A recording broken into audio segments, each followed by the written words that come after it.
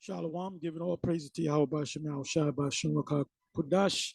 Shalom to the 144,000 and the great multitude in Revelation chapter 7, verse 1 and down to verse 9 speaks about the great multitude.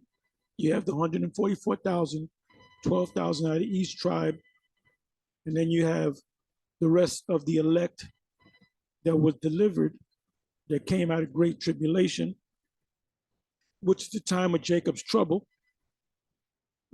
which are the elect. So now we say, Shalom to the hopeful, the 144,000 and the elect. And we have to be a part of the 144,000 because we can sing that song. We know the song. And the elect is no different. It's just an order. Anyway, I'm going to entitle this video, "And Your Daughters Shall Prophesy." And your daughters shall prophesy.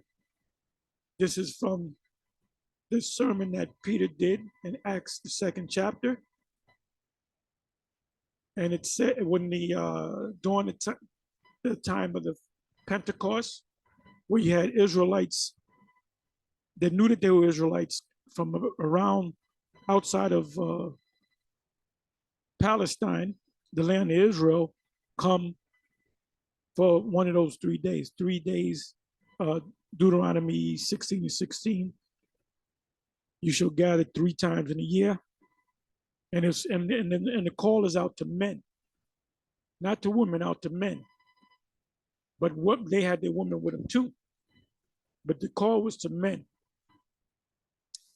So it says here, now this is what Peter did. He quoted, reiterated what Joel said in Joel, the 2nd chapter. So it says this. So we're in that time. We're truly in that time. We're truly in that time of the last days. It says in the 17th verse, Acts 2, verse 17, "And it shall come to pass in the last days," we're in the last days of the last days, saith the Most High, "I will pour out my spirit upon all flesh, and your sons and your daughters shall prophesy, and your young men shall see visions, and your old men shall dream dreams."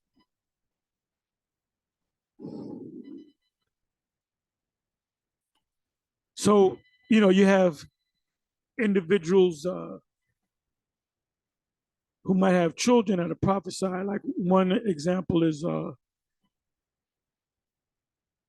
one of the brothers, up and coming elders, that he's in a New York camp. He had his daughter, which I believe she was 2, 3 years old, and she saw a likeness of Yahweh Shai on the brother's book. And she said, "I saw him. He's coming back. He's coming soon." So she didn't really know what she was saying. She was, 2, 3 years old. Amawan Gabar is his name. Y'all watch his videos. Anyway, he did a video on it, and I had mentioned, the next camp, I had mentioned it to him, and I said, "Well, that's good. The Spirit is working with your daughter."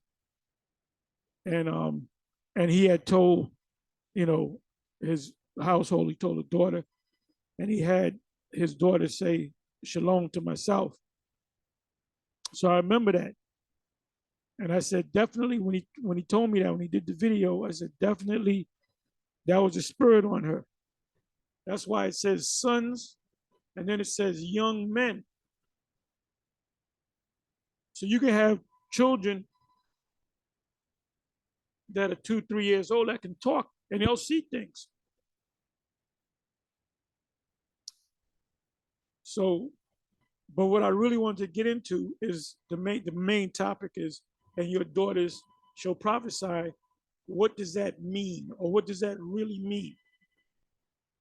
Because you're gonna have women out there saying they go out there teaching men, being over men, and you get on them, and they can bring out this scripture saying, "Well, look, we're gonna prophesy." Well, I'm gonna tell you what prophesy means. It means to see things before they come. In other words, you have a dream or a vision. It doesn't mean going out on the highways and the byways.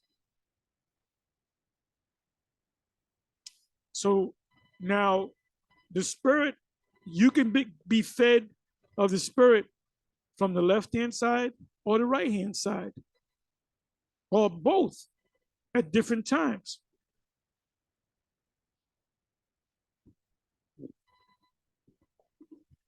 And I'm gonna prove that. Remember the demons, when they saw Yahushua to cast out the demons, they identified them. They knew exactly who that was. They knew the order in the heavens. They knew you had Yahweh, the Father, you had the Son, Yahushua, you had the Holy Spirit, which represents the angels, so you can understand. Which in the heavens, in the spiritual realm, you have a left-hand side, a right-hand side, and a left-hand side. It tells you that in the book of Job, first Job chapter 1 and Job chapter 2. It tells you the angels on the left-hand side, the spirits on the left-hand side, and the spirits on the right-hand side, and that they're all sons of the Most High. All the angels, all the demons are sons of the Most High. And they're in order. These demons are in order. That's why they didn't buck up against what Yahushua did. And they begged, could you please allow us to go into those the swine?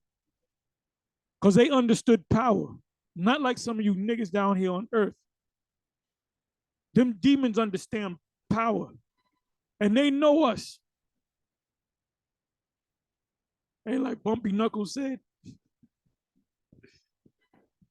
he said, they know me. They know me. Well, guess what? The demons know us. They know me. They know Apostle Tahar. They know the other apostles.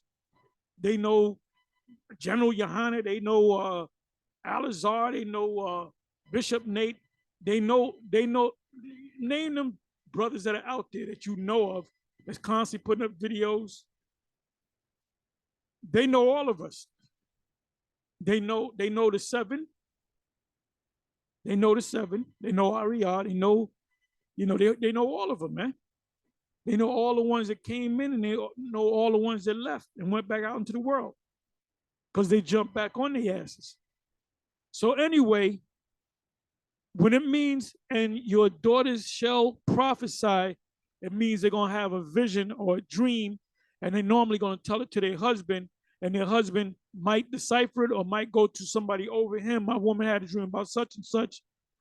And then I might just say, well, that means this and this means that. Now, I remember I used to go to Mo, and if I had certain dreams, I would tell Mo, and he would tell me exactly right on the spot. He said, well, that means this is going to happen. And it would happen, you know? And my woman had a dream, and she met Mo one time for about 2 seconds. And maybe a couple of years later, she had a dream and saw him and described him. She forgot his name. And she said, I saw that man in a dream, and I heard behind him a voice saying, King David, this is King David, this is King David. So that was a time where you had that first split. And it was shaky at that time.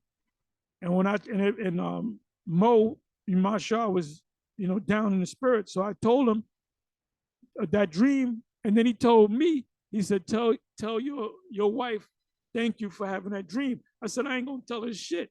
I said, cause she didn't come up with the dream. The Most High used her as a vessel. So I ain't got to tell her a damn thing. So he got a little carnal, and then lifted up his spirit. I mean, I can go into dreams. I used to have a lot of dreams. My demon used to have a lot of dreams. She don't got him no more. But she used to have dreams of the destruction. She had dreams of the ships.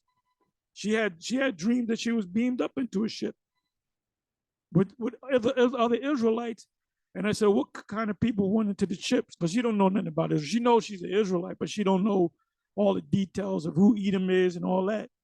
So I said, well, who was getting beamed up in the ship? She said, blacks, Jamaicans, Puerto Ricans, Dominicans, Mexicans, you know, anybody can get it. Anyway, inside joke. But and I said, well, who was getting killed? She said, white people. So that was she definitely had a whole heap of visions, but she didn't, that meant she prophesied. So now this is what I'm going to do. So your children, you might have a 3-year-old or 4-year-old say something to you. Listen to your children, because they could have had a dream, and you don't pay them no attention. They say something that you know is biblical, then that was a dream. That was a vision that they had.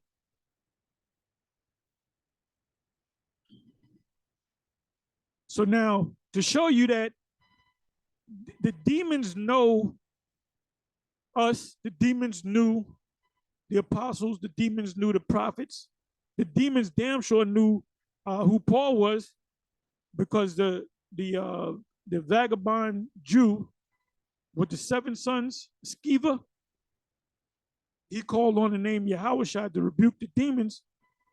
And he said, I adjure you in the name of Yahweh. He said, Yahweh Bashem Yahushai, which Paul taught to me, or something to that effect. I'm not going to go to it. It's also in the book of Acts. And the demon said, Paul, Yahweh I know, and Paul I know, but who are you? And what did the demons do? Jumped on him and beat the clothes off of him. Because just because you know the name of the Most High, there's power in the name. But guess what? You got to be connected to that power. There's a movie out, which was a flop, but it was a good movie to me. It was a great, like a superhero movie. Was it the Green Lantern? I don't know if y'all saw that. Let me know in the comment section if you saw the movie.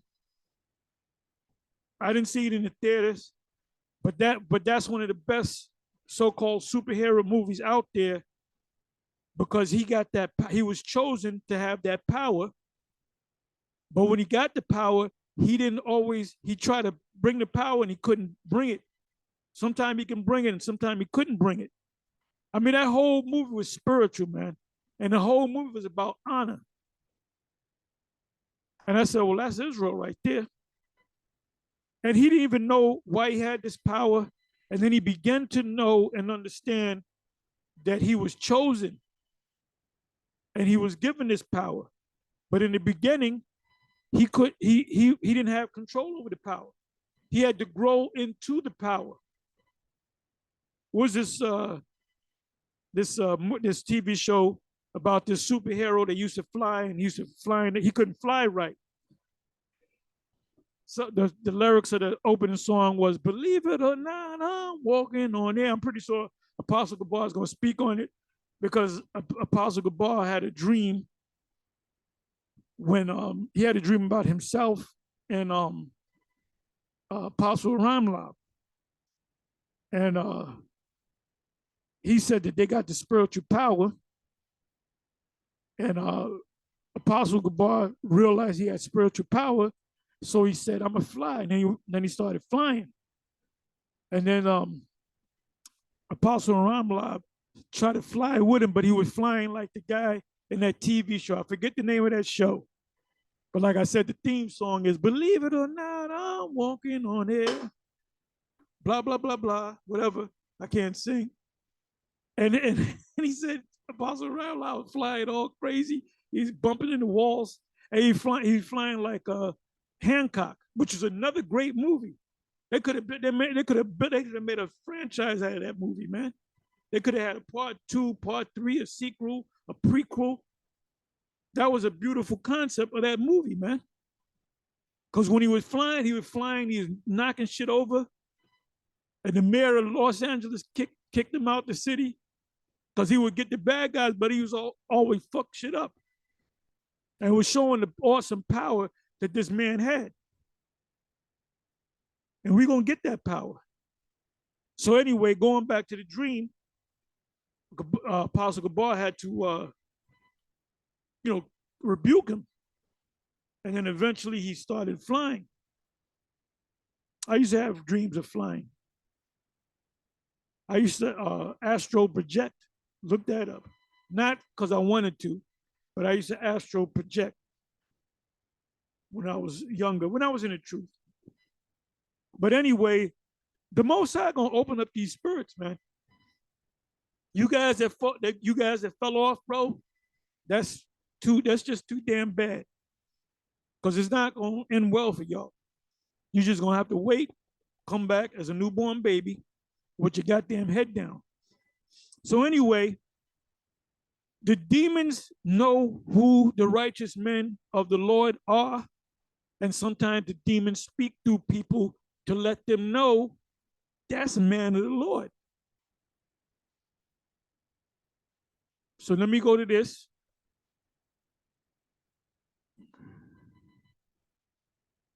Acts 16 and 16. And a lot of y'all know this story, but I'm just kind of going over it just to show you how the power works, and that there's a demon could be talking through somebody, and a demon could be telling the truth. Just because a demon is a demon doesn't mean he's always lying, right? But he is a lying spirit. But sometimes demons tell the truth. I gave you 2 examples.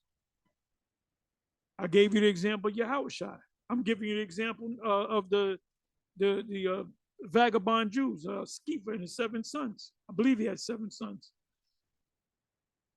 They knew who Paul was. They knew who Yahushua was.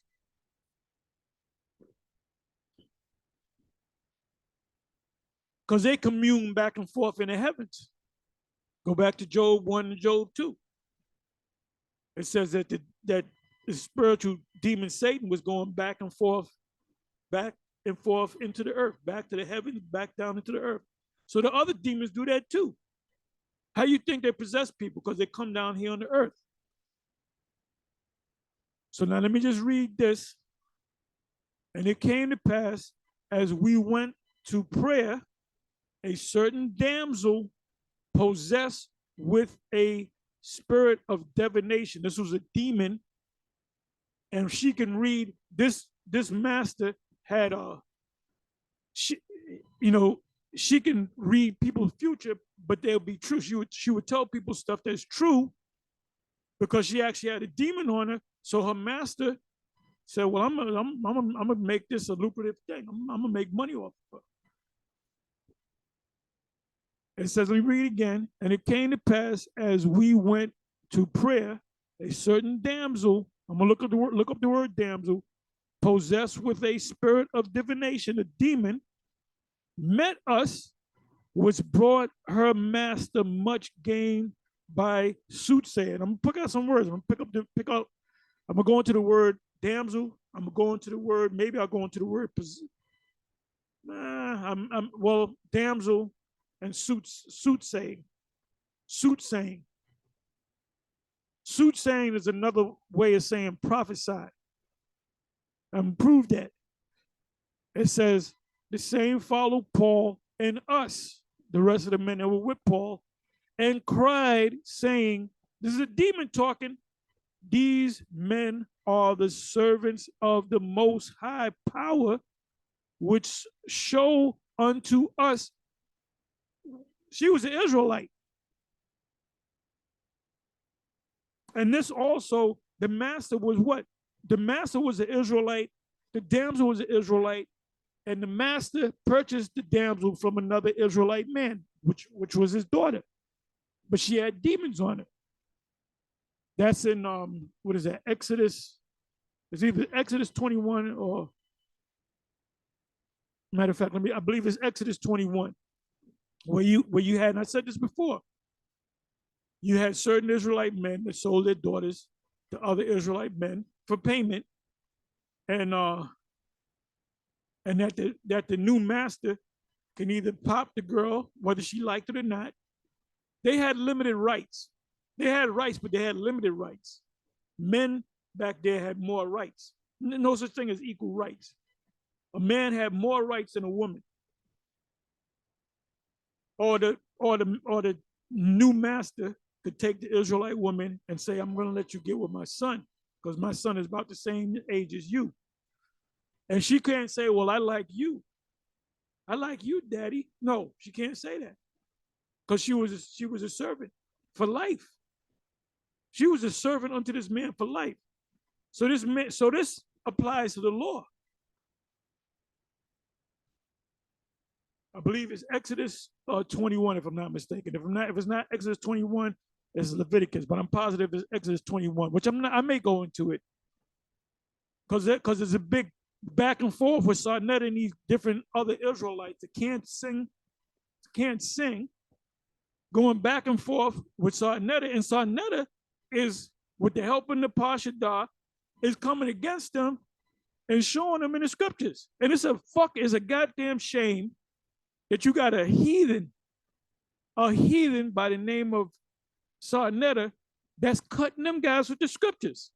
And they all fill it with emotions. Because they ain't singing a song right. They ain't singing a song right.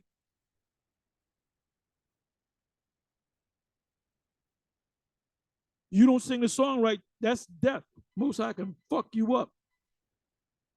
So let me keep reading.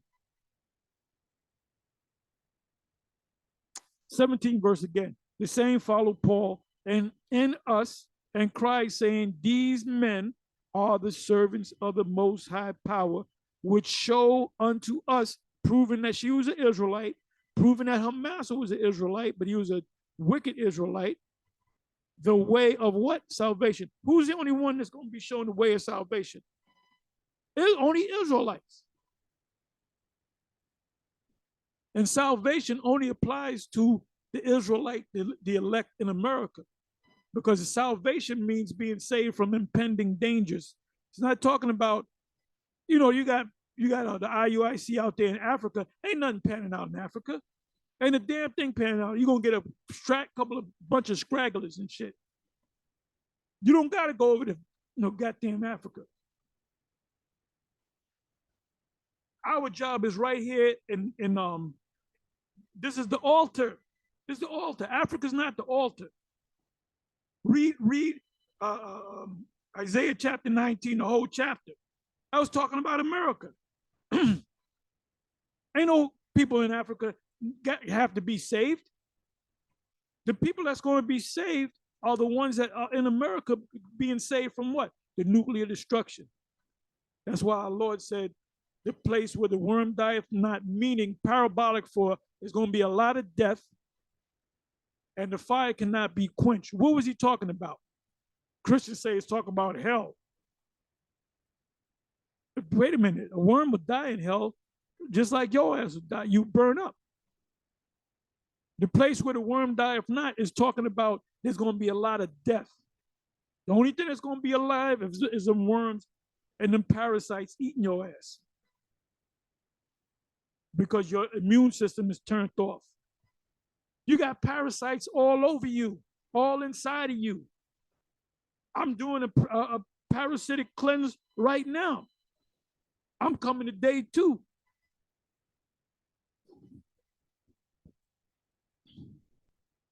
Anyway, let me keep reading. The same follow Paul and us, Christ, saying these men are the servants of the Most High. We're not equal to the Most High. We're not subcontractors to the Most High. We are servants, aka slaves to the Most High. I may pick this word up. That's why you niggas got to go into these words, man. That's why you can't sing the song. Well, number one reason why you can't sing the song is because you're not of the elect. You're not of the 144,000. We're going to start using the 144,000 more often from now on.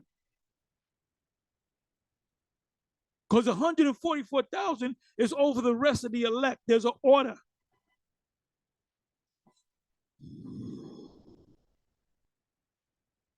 Now, listen to this.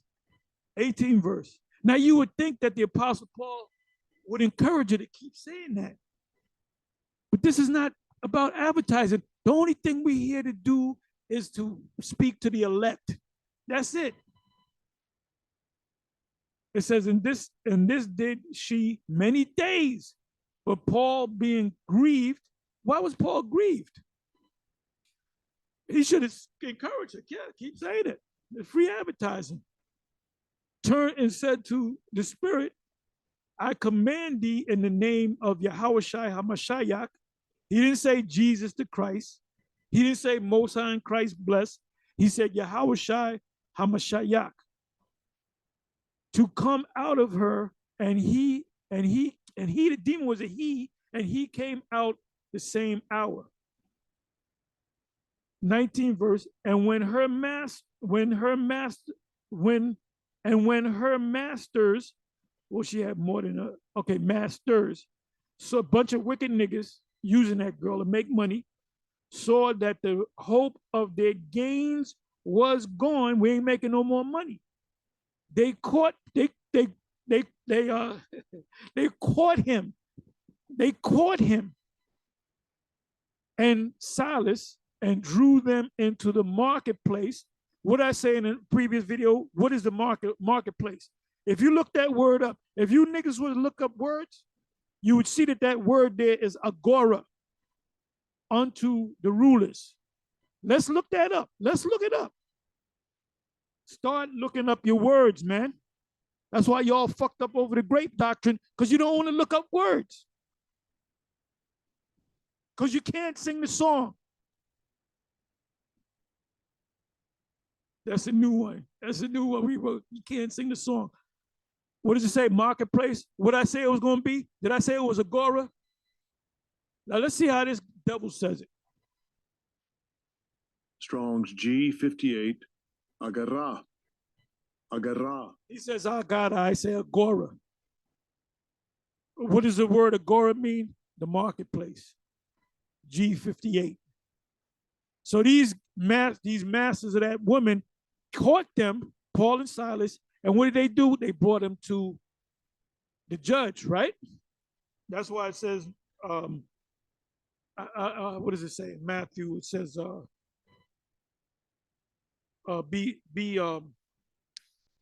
can't think of it. It's a famous saying. Agree with that adversary quickly, or in other words, they summoned him. They put a summons out on him. They said, look, man, we're going to take you to a judge because you messed up our money. Basically, that was a lawsuit. That was a lawsuit. So let's click on this because we're learning words. Learn etymology so you can become deeper in your studies.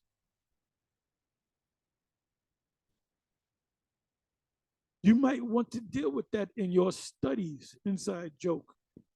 If you know what movie I'm quoting from, you damn good.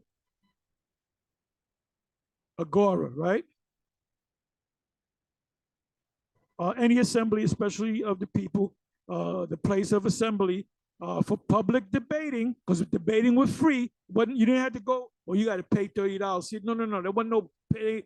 This ain't a money-making venture. Debates was done in the open. Anybody can see it. It was for free. For elections, that's why on TV, they show you everything about every stage of an election process, right? For trials, that's why you can go in any court in America and you can walk right into a murder case. You can walk in, the doors are open. It says for buying and selling, that's where your businesses are. For all kinds of businesses or business, marketplace, street.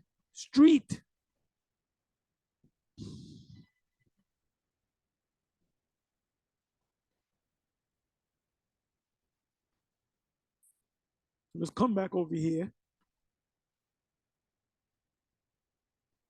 There's lessons within lessons, and I'm trying to help you dudes out there to look up your words. I'm trying to help you be more like a scholar and stop being like an emotional Christian. You just read a scripture in English and then you argue it. And then somebody goes into the Greek or the Hebrew and we ain't dealing with that. Well, I don't know Hebrew. Well, then you ain't no scholar. You got no business being. A lot of you guys are out there on the streets. You don't even know what the hell you're doing. And you're not singing, you out there singing a song all wrong, sounding like Whitney Houston in Australia. So let's come on back. I'm a little all over the place, but there's lessons within lessons. And it came to pass as we went to prayer, a certain damsel. Let's look up the word damsel.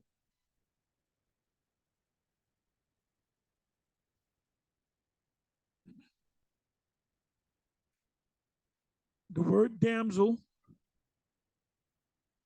from the Greek. When you see the G, you know that means Greek.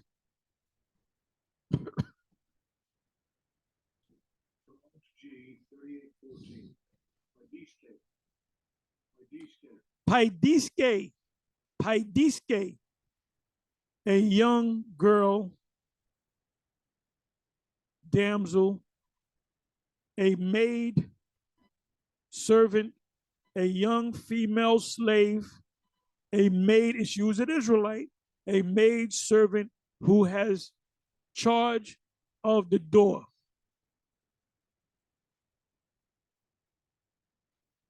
It says bondmaid, damsel, maid, bondwoman, maiden.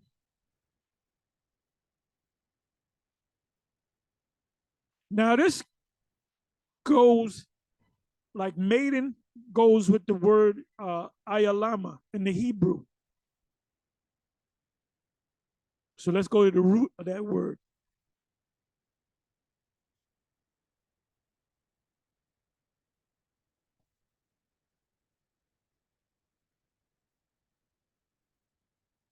G 3816. Nice.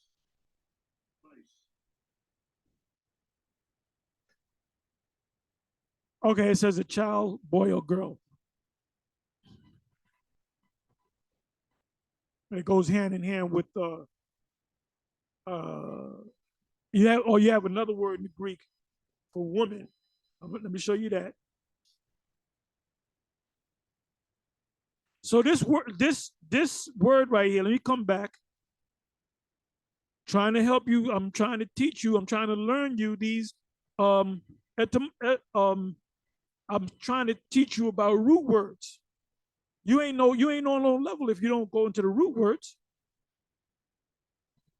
Well, I'm reading in the King James Version. Yeah, but what does it say in the Hebrew? What's the root word? So this word could have been here in Matthew's 1 when it speaks about Mary. They could have just used this word. They could have used this word. Let me let you hear. Let me say it again.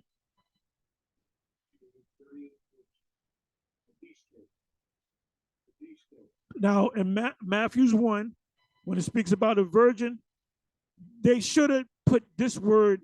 They should have put this word here. Paidiske. That's the word that they should have put there.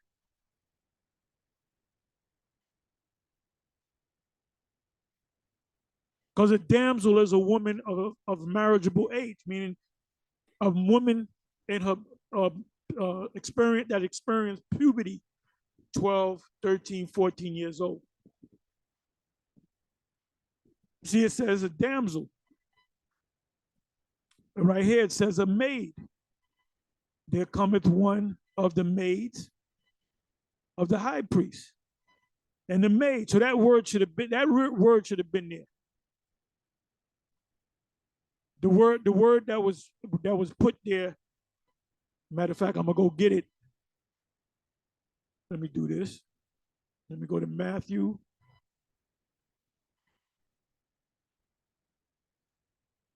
Matthew 1.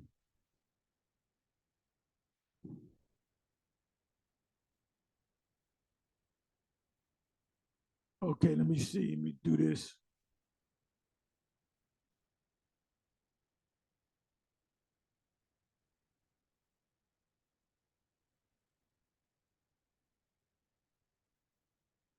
I want to click on the word virgin.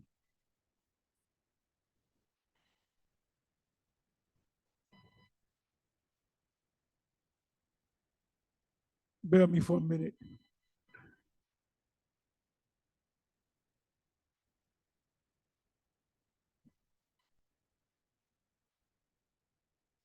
Okay, so it's in Matthew's 1, chapter 1, one time, 23rd verse. Behold, a virgin shall be with child and shall bring forth his son, and they shall call his name Emmanuel, which means God with us, God the Son, so you can understand, which being interpreted is God with us. Right, I'm now Allah. I'm meaning with, Nawa meaning our or us, and Allah or El means God. With us, God, or God with us. Behold, a virgin. Let's click on his word. So you go into these root words, then you know the song. Then you understand the song. You can sing the song.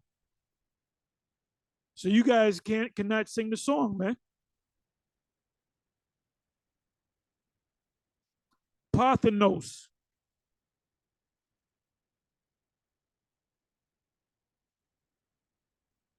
maiden.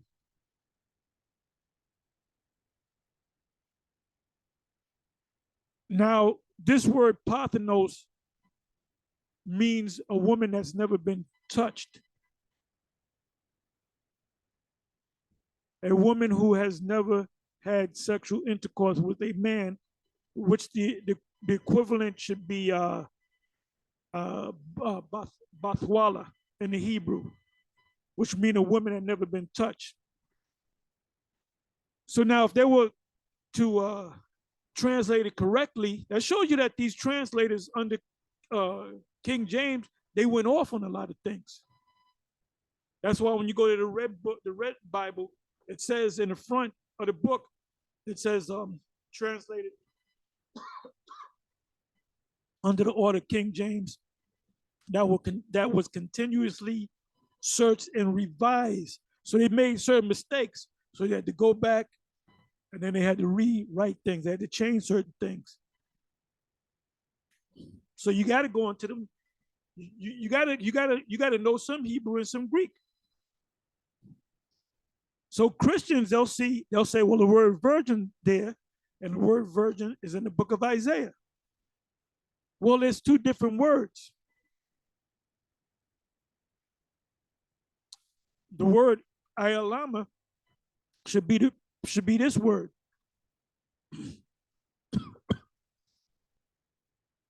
Where am I?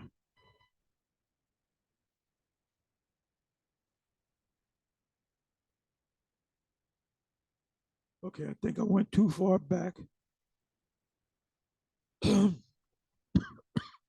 No, I'm sorry. Not another.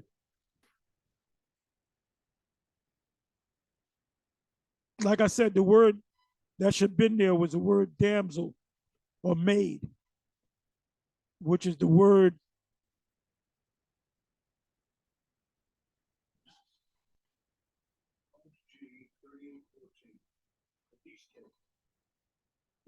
paidiske. So that's the word that should have been there.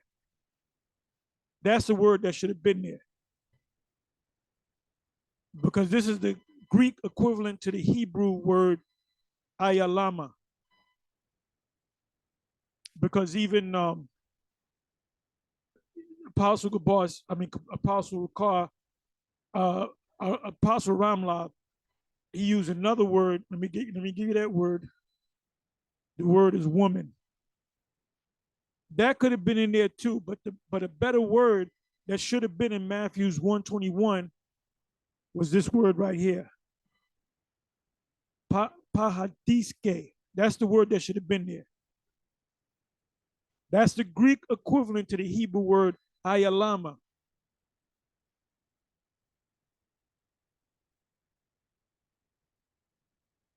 A young woman of marriageable age. Let me come over here.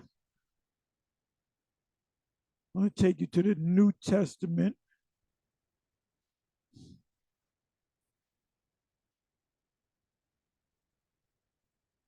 Okay, let's see what this says. Mark 10 and 12, 10 verse 12.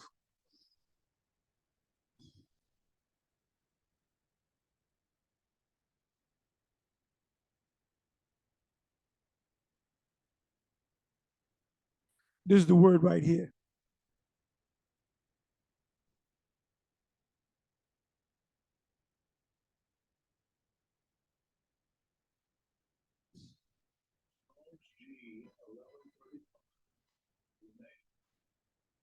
Yeah, gune, which means a woman of any age, whether virgin or married, or a widow, a wife, or a betrothed woman. So that word could been there and should have been there in Matthew chapter 123, but this is a better word. So they went off on that. Give me a second.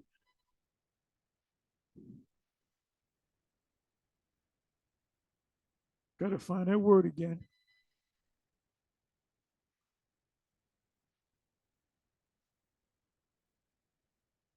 There's the word here.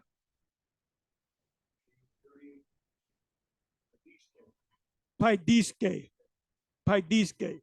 That means a young woman of marriageable age. Whether somebody's having sex with her and she's pregnant or she's engaged. That's the equivalent to that word. So that would make more sense for this word to be there. But then you have the other word for woman too.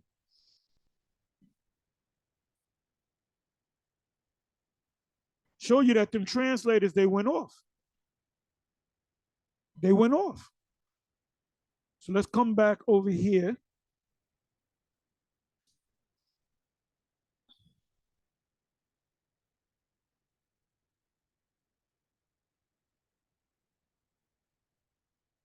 Let me get ready to close it. And a certain damsel possessed with a spirit of divination met us, which brought her masters much gain by soothsaying. So now let's look up the word soothsaying, and it means to prophesy. Because demons prophesy too.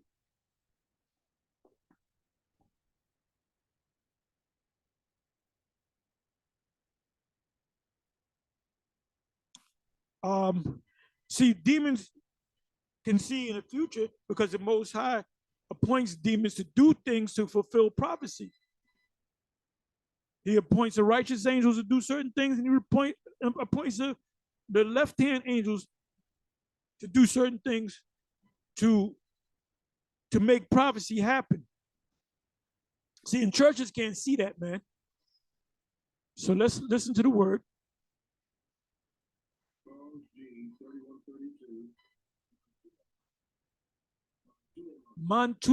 Mantuamai, which means what?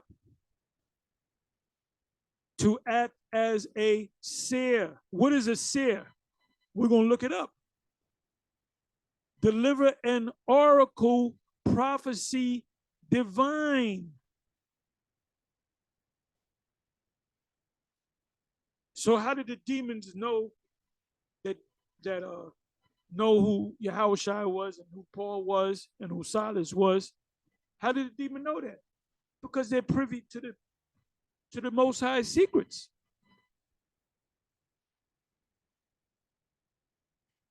To act as a what? A seer. Prophecy. Let's look up the word seer. The importance of root words.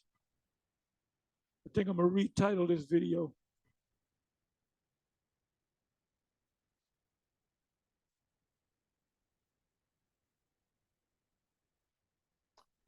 Okay, seer.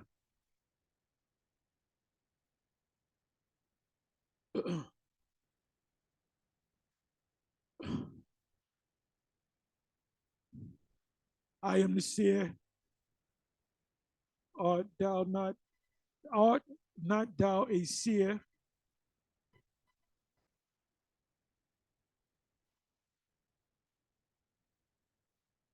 So I want to click on this word.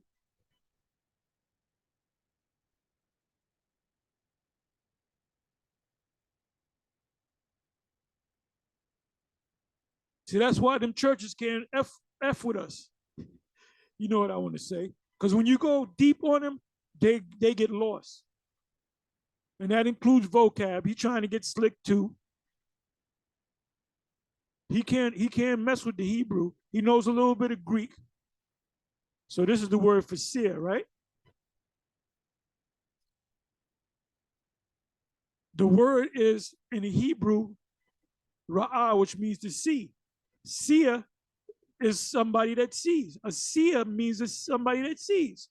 Seer, prophet, prophetic vision.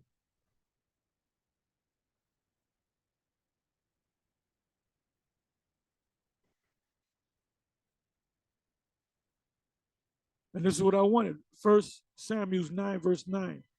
Before time in Yasha'Allah, when a man went to inquire of the Most High, and Ariah used to always teach this, when Rebecca was pregnant with Jacob and Esau, she wanted to know why there was some struggling, so she went to inquire the Lord. So Ariah said she went to a seer, and the Lord spoke to the seer and told her what was going on in her womb. High priest Ariah used to always teach it that way. And then he used to always come with the scripture. So, we're going over the Christians' heads right now. And you Israelites out there that can't sing a lick. First Samuel 9, verse 9, before time in Israel, when a man went to inquire of the Most High and a woman, in the case of Rebecca, thus he spake, come and let us go to the seer. For he that is now called a prophet was before time called a seer. What does the word seer mean? In the Hebrew, to see something. I see something. The Hebrew word is ra'ah. So if you read in the Hebrew, let me put some Hebrew words in there. It said, before time in Yasha'Allah, when a man went to inquire of Yahweh Bashem Shah Yahweh, thus he spake, come and let us go to the ra'ah.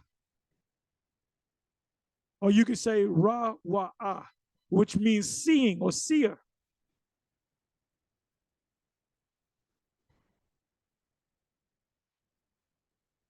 So this spirit of divination really was telling the truth.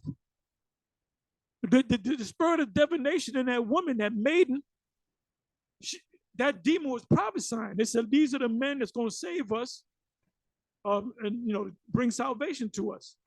So the demon knew what the salvation was. He was privy to the fact that it was America going to be destroyed.